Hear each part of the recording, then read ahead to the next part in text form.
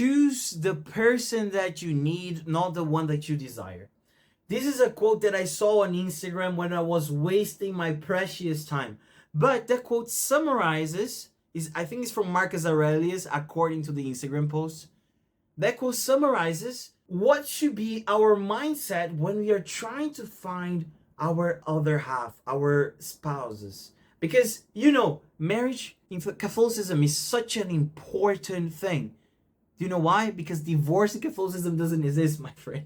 So marriage is such an important thing. And we have so much pressure from the external world already, so much persecution sometimes, that we cannot afford to marry the wrong person. And we need to know how to choose. And I love this quote because it summarizes, if it came from Marcus Aurelius, thank you, Marcus Aurelius, for resisting. Because it summarizes how should be your mindset. Why, Daniel? You're telling me that I cannot desire my wife? I will wake up beside her every day. I need to desire her. No, my friend. What I'm telling you is that it's not the most important thing. It's not the most important thing. And there are many people that base on desire to choose their spouse. And this is something really subtle sometimes. Okay? Why we cannot choose someone by desire? I know that you see many movies in Hollywood, and if you think, well, the movies that come in your mind, at least the ones that come in my mind, the ones that you go to Netflix, they always choose by desire most of the time. They don't choose someone by value. They don't choose someone by real meaning. They choose someone because of desire. They somehow met each other by chance, and they met the love of their life, someone that understood them finally. But that's not enough. That's not enough because desire is blind. Desire is blind. For 10 years of your life, since you were born until you were a child, you didn't choose what you wanted to. You were just exposed onto what your parents choose for you. Isn't that crazy? If you had 20 years, half of your life was chosen by your parents. If you have 30, 1/3 of your life was chosen by your parents. You were exposed to the culture. You were exposed to the friends that were allowed by your parents. I'm not saying for you to blame your parents, because sometimes your parents get out of guard. I'm not saying that. I'm not putting blame on here. But I'm saying that this happens. There's no perfect parents. And part of maturity is realizing sometimes that your parents were more lost than you. Or were lost like you. Or your parents were really bad. Really, this happens. Sometimes you have narcissistic parents. Anyway, that's not the point. What I'm saying is that there is an amount of desire on you that weren't chosen by you. There is an amount of stuff inside of you that you don't even understand where it comes from. Given an example, sometimes you desire a certain type of girl and you don't know why you desire. Did you ask that? Like, I love redheads. Why? Why you love redheads? And then people are content sometimes to say that it's something biological. I know it's just my biology, I feel attracted. But sometimes these are really determined by culture. And if you travel to another country, you realize that. Travel to a different country of yours. Like if you're from America, if you're from England, if you are from the West, try to go to an Asian country. Try to see what they consider the most beautiful men and women that are on their country. What is the idols, what they are attracted to. And you will see that it's really different from what Americans do. Because you cannot desire something that you didn't learn before. You cannot desire something that you can conceive, first of all. And in order to conceive something, you need to at least have the basic elements to combine something, So, I'm giving this example, but so imagine you like redheads with really good body. So you need to saw someone with good body and a redhead before and combine both in your mind in order to conceive one. So you need to have the basic elements. So you cannot desire something without having a person to present to you, at least a part of this desire. Okay? This theory didn't come from me. I'm studying a marketing course and so on. It's really amazing because he doesn't use these aggressive marketing skills that I hate. And he was saying about an author that he calls this mimetic desire. He says that everything that you desire is because you saw someone having that thing first. And because you admire that person, suddenly you start to desire what that person has. Or you start to want not just what the person has, or sometimes you start to want what the person wants. Okay?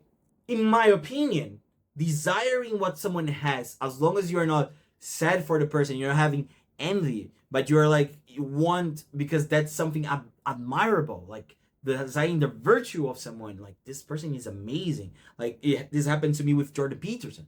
Like, wow, this guy seeks truth seriously. The first Bible explanation that I got in my life came from Peterson. So it was a really important figure for me. I think he has huge impact in my personality until nowadays. So thank you, Peterson, for your existence.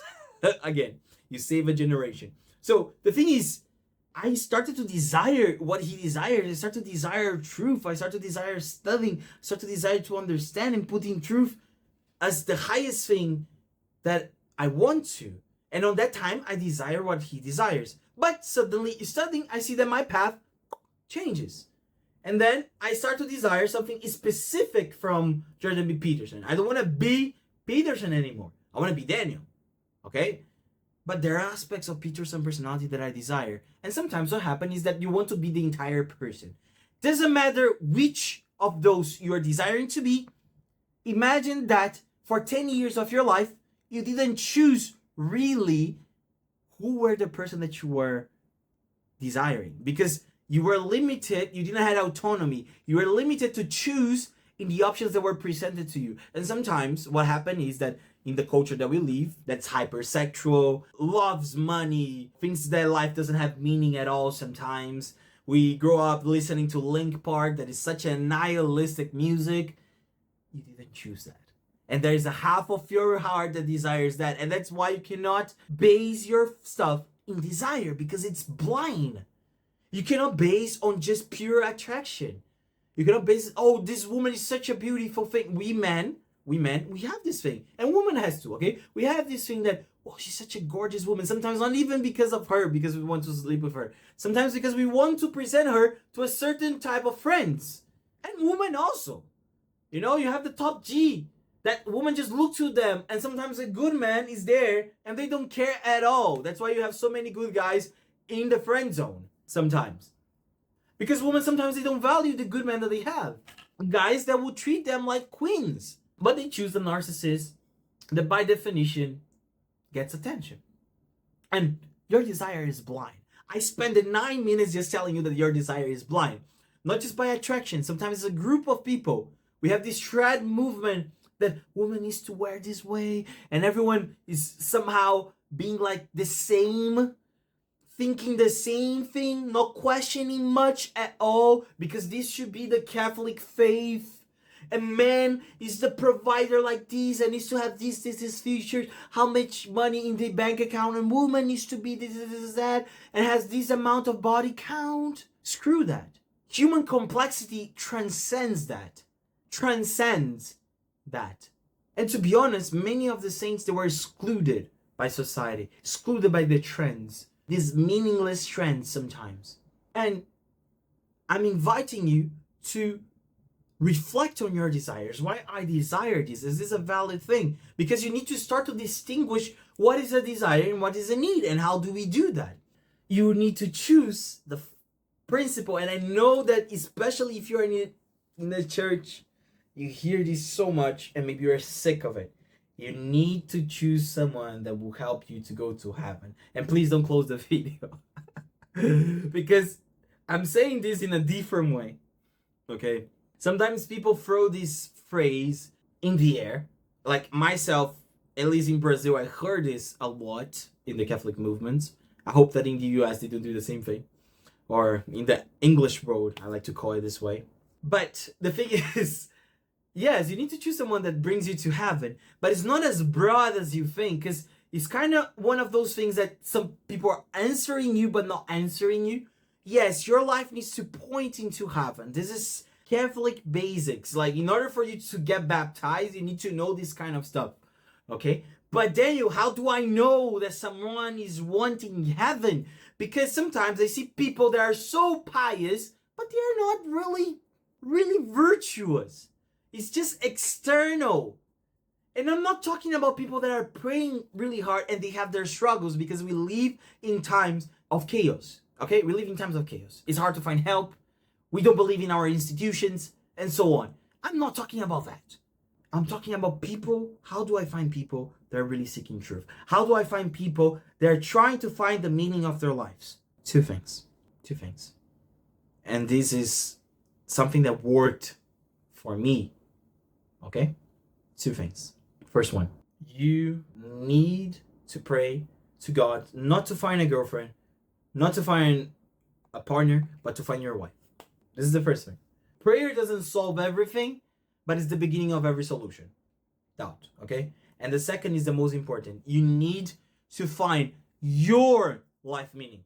You need to start to seek the meaning of your life. Oh, Daniel, I already know the meaning of my life. The meaning of my life is going to heaven, is becoming a saint. Okay, but how does one know what exactly God put you to do in this earth? My specific mission.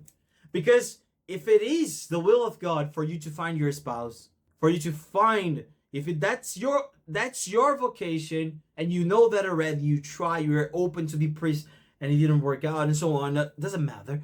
If that's what God calls you, you need to be seeking your life meaning. It's there. There you will find your woman. There you will find your husband. It's there. It's there. By seeking your life meaning, it will come naturally. It will come naturally. Naturally. That person that God puts to you will come naturally. Do you know why? Because seeking your life meaning, answering the question that Viktor Emil Frankl did. What is the question, Daniel? What is the thing that just you can do that other people cannot do? Then if you can answer this question, or you're seeking to answer this question, you're seeking to do God's will.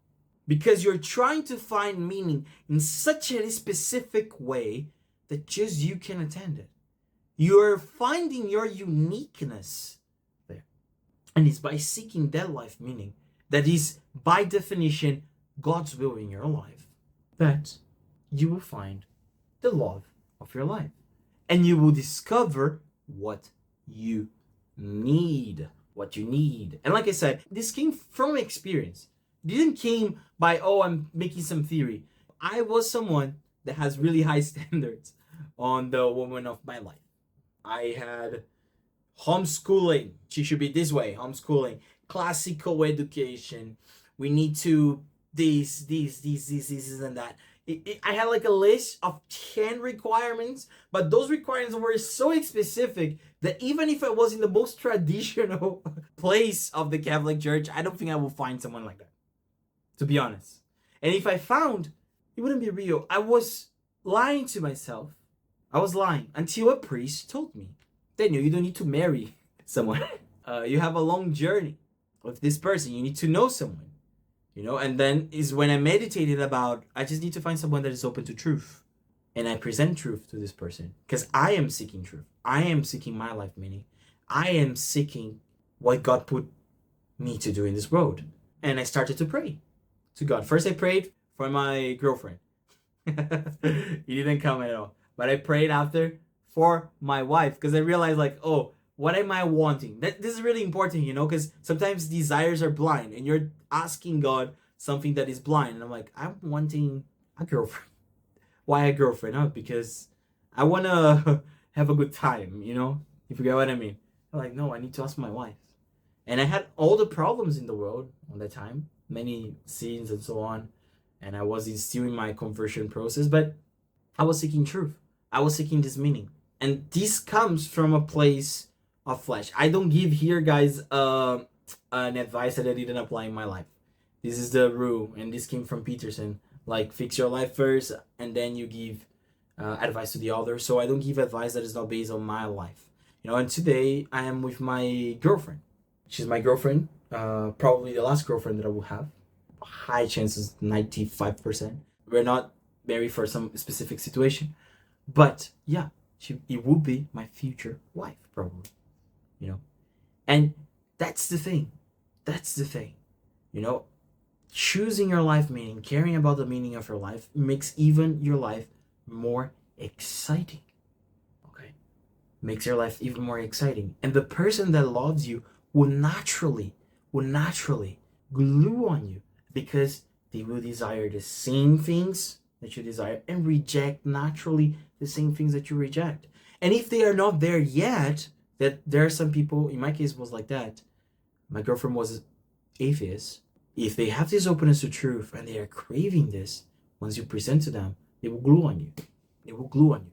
And not just that, they will help you out. They will change you. They will challenge you. And you will need to go deeper on your beliefs. I hope that this helps. Choose the person that you need existentially. I'm not talking about money. I'm not talking about desire. I'm not talking about these things. Not the person that you desire. Because desire is blind. Okay? We were conditioned since our childhood that we didn't have much autonomy. See you guys. And if you like this kind of video, please hit the like button and give me your feedback on the comments, because this helps me a lot to keep me motivated. Okay, see you guys.